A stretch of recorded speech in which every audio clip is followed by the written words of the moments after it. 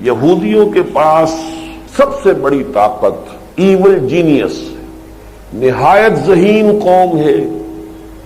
تمام بڑے بڑے فلسفی یہودی، تمام بڑے بڑے سائنٹسٹ یہودی، اور پھر یہ کہ ان کے اندر انٹریگ، سازش، پلاننگ، اس کی صلاحیت بے پناہ ہے. نمبر دو یہ کہ ان کا کم تعداد میں ہونا ہی ان کے لیے بہت بڑی نعمت بن گیا ہے. جب کوئی قوم زیادہ بڑی تعداد میں ہوتی ہے وہ پیسو ہو جاتی ہے، ڈھیلی ہو جاتی ہے، لیکن جب کوئی مائنورٹی ہوتی ہے تو مائنورٹی بہت ایکٹیو ہوتی ہے، انٹیگریٹڈ ہوتی ہے. مائنورٹی کو ہر وقت تھریٹ محسوس ہوتا ہے میجورٹی سے. تو ان کا ایک چھوٹی اقلیت ہونا بھی ان کے لیے ایک طرح کی ان کی نعمت ہے کہ اس کی وجہ سے ان میں سینس جو ہے ایک ہونے کا. اور پھر سب سے بڑا چونکہ ان کا تعلق ہے نسل کے ساتھ. مسلمان سینکڑوں نسلوں پر مشتمل ہے، یہ ایک ملٹی نیشنل امت ہے، وہ ایک نسل ہے، نسل چلی آ رہی. اگرچہ ان کے ہاں نسل کا تصور عورت سے ہے، ماں سے نسل چلتی ہے، باپ سے نہیں، لیکن یہ کہ بہرحال جو بھی ہے وہ نسل سے ہے ان کا معاملہ. یہ ساری چیزیں ہیں کہ جس کی بنا پر ان کے اندر بہت بڑی قوت ہے ری جنریشن کی. ایک دفعہ تقریباً ختم ہو جاتے ہیں، پھر جاگ جاتے ہیں، پھر ختم ہو جاتے ہیں، پھر جاگ جاتے ہیں. جس قوم میں کوئی اسٹرانگ نیشنلزم ہو اس کے اندر یہ قوت ہوتی ہے. مثلا جرمنی اسی صدی میں 2 مرتبہ تباہ و برباد ہوا، اور ایسا تباہ و برباد ہوا کہ واقعہ یہ ہے کہ روئنگ ہو گیا بالکل، لیکن دیکھتے ہی دیکھتے دوبارہ اٹھ کے کھڑا ہو گیا. ان کے ہاں بھی ایک بہت اسٹرانگ سینس آف نیشنلزم ہے. وہ یہ کہتے ہیں کہ we are a superior race.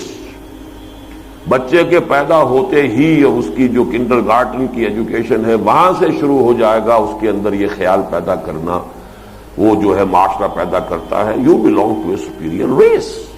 بین ہی یہ بات جو ہے یہودیوں میں ہے، we are the chosen people of the lord. ہم تو احباء ہیں، اللہ کے ابناء ہیں. یہ یہودی بچے کے دل میں پہلے سے ڈال کر پھر وہ اپنے تعلیم کا نظام کرتے ہیں. وہاں کہتے ہیں کہ ان کے ہاں ٹی وی نہیں ہے، بہترین ایجوکیشن ان کے بچوں کی ہوتی ہے. ان کے اسکولوں میں کبھی کوئی اسٹرائک وغیرہ نہیں ہوتی، اور انہوں نے اپنے بچوں کو بڑا محفوظ رکھا ہوا. پریکٹسنگ یہودی رہتا ہے وہاں پر، سینیگوگز ہیں بے تحاشا وہاں پر. تو وہ ان کو اور ساری امریکن قوم کا بیڑا غرق کروا رہے ہیں وہی یہودی ان ذرائع ابلاغ کے ذریعے سے، ٹیلی ویژن کے ذریعے سے، اور دوسری ان کے اخلاق ختم، ان کی زندگی، ان کا کردار ختم، خود اپنے آپ کو بچا کر رہے ہیں. تو یہ ان میں صلاحیت ہے.